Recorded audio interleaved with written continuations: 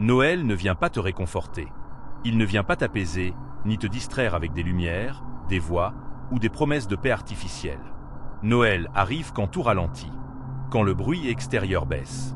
Et c'est précisément à ce moment-là que quelque chose en toi devient impossible à ignorer. Tu ressens peut-être une fatigue étrange. Pas une fatigue physique, une lassitude intérieure, plus profonde, plus silencieuse. Comme si ton énergie se retirait légèrement du monde extérieur.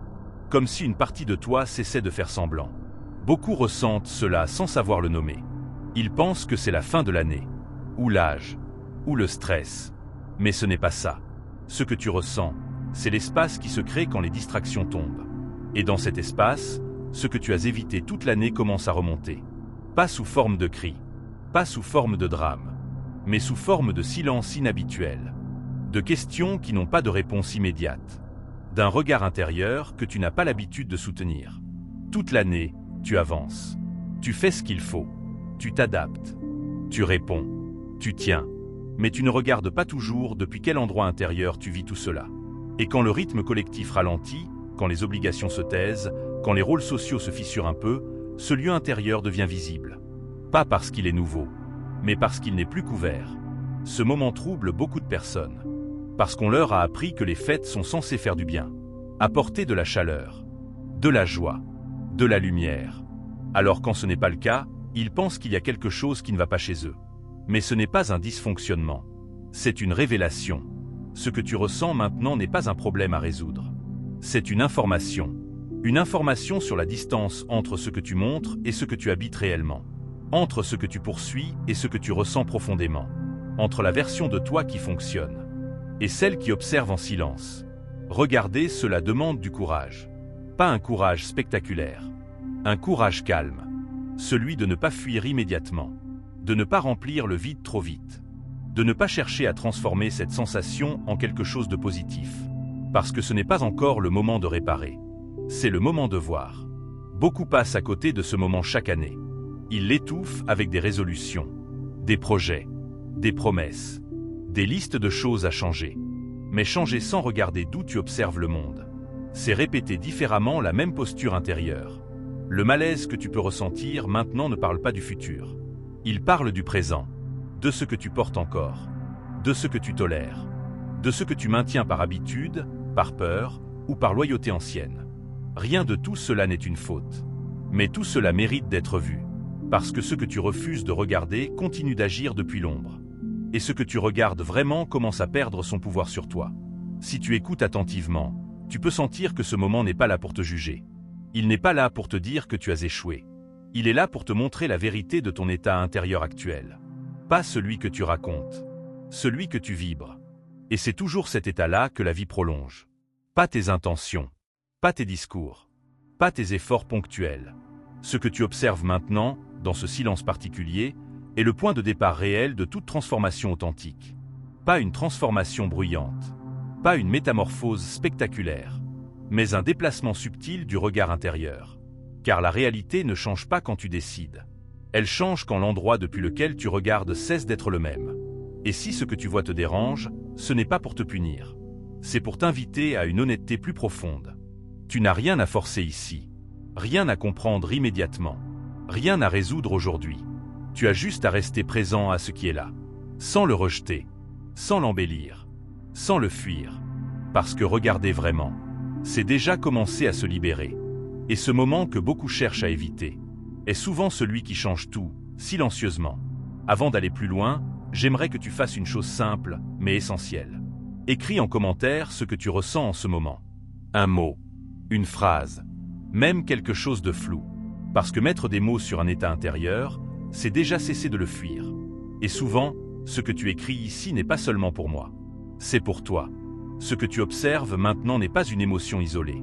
Ce n'est pas une humeur passagère. Ce n'est pas un creux temporaire. C'est un état soutenu depuis longtemps qui devient enfin perceptible.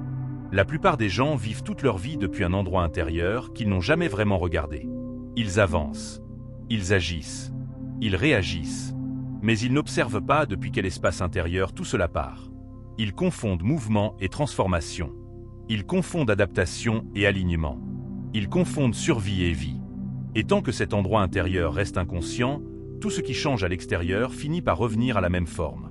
C'est pour cela que certaines situations se répètent. Pas parce que la vie est injuste, pas parce que le monde est contre toi, mais parce que l'observateur intérieur reste le même. Tu peux changer de ville, de relation, de travail, de rythme, mais si l'endroit intérieur depuis lequel tu observes la réalité ne bouge pas, la réalité finit toujours par reprendre la même saveur. Ce moment que tu traverses maintenant est particulier, parce qu'il te montre précisément cet endroit. Pas avec des mots clairs, pas avec des images nettes, mais avec une sensation globale, diffuse, difficile à expliquer. Un mélange de lassitude, de lucidité, parfois de tristesse sans objet précis. Ce n'est pas un appel à faire plus, c'est un appel à voir plus honnêtement. Voir comment tu t'es adapté. Voir ce que tu as accepté sans vraiment le choisir. Voir ce que tu as repoussé en te disant « plus tard ». Beaucoup ont appris à fonctionner dans un état de contraction permanente. Un état de vigilance, de contrôle, de retenue. Ils appellent cela maturité, responsabilité, force. Mais à l'intérieur, cet état épuise. Et quand le bruit baisse, quand les repères extérieurs s'effacent un peu, le corps et l'esprit ne peuvent plus masquer cette tension. Alors quelque chose remonte. Pas pour te briser, mais pour te montrer la posture intérieure que tu maintiens. Parce que tant que tu vis depuis un état de défense, la vie te répondra comme si tu étais en danger. Tant que tu observes depuis la peur de manquer, la réalité te confirmera ce manque. Tant que tu regardes depuis la fatigue, tout effort te semblera lourd. Ce n'est pas une punition, c'est une cohérence. La réalité est cohérente avec l'état qui la regarde. Et ce que tu ressens maintenant est peut-être la première fissure dans cette cohérence automatique. Une fissure nécessaire, car à travers elle, tu peux commencer à distinguer une chose essentielle. Tu n'es pas ton état actuel. Tu es celui qui peut l'observer. Mais pour cela, il faut accepter de ne pas le fuir immédiatement, de ne pas chercher à l'expliquer trop vite, de ne pas le transformer en concept spirituel rassurant. Il faut le sentir, le reconnaître, le laisser être vu. C'est inconfortable, parce que cela retire les histoires que tu te racontes. Celles qui te permettent de continuer sans te poser trop de questions. Celles qui donnent du sens à ce qui, au fond, ne t'en donne plus vraiment. Mais cette honnêteté intérieure est la seule porte réelle. Pas une porte vers quelque chose de nouveau immédiatement. Une porte hors de l'illusion. Car tant que tu restes fidèle à une version de toi construite pour survivre, tu ne peux pas recevoir ce qui demande une autre posture intérieure. Et cette posture ne se force pas. Elle ne se décide pas. Elle émerge quand tu cesses de te mentir subtilement. Ce moment n'est pas là pour te dire quoi faire. Il est là pour te montrer depuis où tu fais tout. Et c'est pour cela qu'il est si précieux. Parce qu'une fois que tu vois clairement l'endroit intérieur depuis lequel tu observes la vie, tu ne peux plus faire semblant de ne pas le savoir. Et ce savoir silencieux commence à transformer ta manière d'être, avant même que quoi que ce soit ne change à l'extérieur. Tu deviens plus lent, plus attentif, moins réactif, moins pressé de remplir le vide. Pas parce que tu abandonnes, mais parce que tu comprends que ce n'est pas en ajoutant que quelque chose se libère. C'est en cessant de maintenir ce qui n'est plus aligné. Et ce processus ne fait pas de bruit. Il ne donne pas de résultats immédiats. Il ne rassure pas l'ego. Mais il est réel. Si tu sens que ces mots te touchent, ce n'est pas un hasard. C'est parce qu'ils résonnent avec quelque chose que tu sais déjà, mais que tu n'as pas encore totalement accepté. Prends ce moment comme un miroir, pas comme une condamnation. Regarde ce qui se montre, sans vouloir le corriger, sans vouloir l'améliorer, parce que ce regard honnête est le seuil. Et ce qui vient ensuite ne dépendra pas de ce que tu veux, mais de ce que tu es prêt à ne plus ignorer. Avant de continuer, prends encore un instant. Écris en commentaire la phrase qui te traverse l'esprit en ce moment, même si elle n'est pas claire. Parce que ce que tu ressens ici n'est pas anodin. Quand tu mets des mots sur un état intérieur, tu commences à déplacer l'observateur. Et ce déplacement est déjà un changement réel. Ce que tu traverses maintenant n'est pas une crise. Ce n'est pas un effondrement. Ce n'est même pas une remise en question classique. C'est un décalage. Un décalage entre ce que tu continues de faire et ce que tu ressens profondément. La plupart des gens ne changent pas parce qu'ils manquent de compréhension. Ils changent rarement parce qu'ils n'ont pas assez lu, entendu ou appris. Ils ne changent pas parce qu'ils continuent à regarder leur vie depuis le même point intérieur. Même quand ils souffrent. Même quand ils comprennent. même quand ils savent. Ils sentent qu'il y a quelque chose qui ne va plus, mais ils restent fidèles à la posture qui a construit cette vie-là. Pourquoi? Parce que cette posture leur a permis de tenir, de survivre, de s'adapter. Et renoncer à elle ressemble, pour l'inconscient, à un danger. Alors ils négocient avec eux-mêmes. Ils ajustent. Ils rationalisent. Ils temporisent. Ils disent « Ce n'est pas si grave. Ça pourrait être pire. Ce n'est pas le bon moment. » Mais ce qu'ils évitent de voir, c'est que cette posture intérieure n'est plus neutre. Elle n'est plus protectrice. Elle est devenue limitante. Ce moment de l'année, ce ralentissement, cette sensation étrange que beaucoup ressentent, agit comme un révélateur. Parce que quand l'action baisse, quand l'agitation se calme, la posture intérieure devient visible. Et ce que tu peux voir maintenant, c'est peut-être ceci. Tu continues à vivre depuis un endroit qui n'est plus aligné avec ce que tu es devenu. Pas ce que tu voudrais être, mais ce que tu es déjà. C'est là que le malaise apparaît. Non pas parce que quelque chose manque à l'extérieur, mais parce que quelque chose est en trop à l'intérieur. Une tension, un contrôle, une identité que tu continues de porter par habitude. Et cette identité demande de l'énergie. Beaucoup d'énergie. Alors ton corps se fatigue, ton esprit se brouille, ta joie devient intermittente. Pas parce que tu fais mal, mais parce que tu forces une cohérence qui n'existe plus. La plupart des gens pensent que la transformation consiste à devenir quelqu'un d'autre. Mais la transformation réelle commence quand tu cesses de maintenir ce qui n'est plus vrai. Et cela crée un vide. Un vide que beaucoup interprètent comme une perte, comme une régression, comme une instabilité. Mais ce vide n'est pas un manque. C'est un espace. Un espace entre l'ancienne posture et la nouvelle qui n'est pas encore stabilisée. Et cet espace est inconfortable, parce qu'il ne te donne pas immédiatement une nouvelle identité à laquelle t'accrocher. Tu n'es plus exactement celui d'avant, mais pas encore celui que tu deviendras. Alors le mental panique. Il veut remplir. Il veut décider. Il veut comprendre trop vite. Mais cette transition ne répond pas à la volonté. Elle répond à la permission. La permission de ne pas savoir exactement qui tu es en train de devenir. La permission de ne pas agir immédiatement. La permission de rester présent sans conclusion. C'est là que beaucoup reculent. Parce qu'ils confondent lâcher la posture avec perdre le contrôle. Alors qu'en réalité, ils perdent seulement une illusion de contrôle. Car la vie n'a jamais répondu à ce que tu contrôlais. Elle a toujours répondu à ce que tu vibrais. Et tant que tu maintiens une posture intérieure de tension, d'attente ou de survie, la réalité continue de te répondre sur cette fréquence. Ce que tu observes maintenant est peut-être le premier moment où cette posture devient visible sans filtre. Et c'est pour cela que ce moment est si précieux. Parce qu'il te donne accès à un choix qui n'est pas mental. Pas le choix de faire, mais le choix de rester fidèle à une posture qui ne te correspond plus, ou de la laisser se dissoudre, lentement. Cette dissolution n'est pas spectaculaire.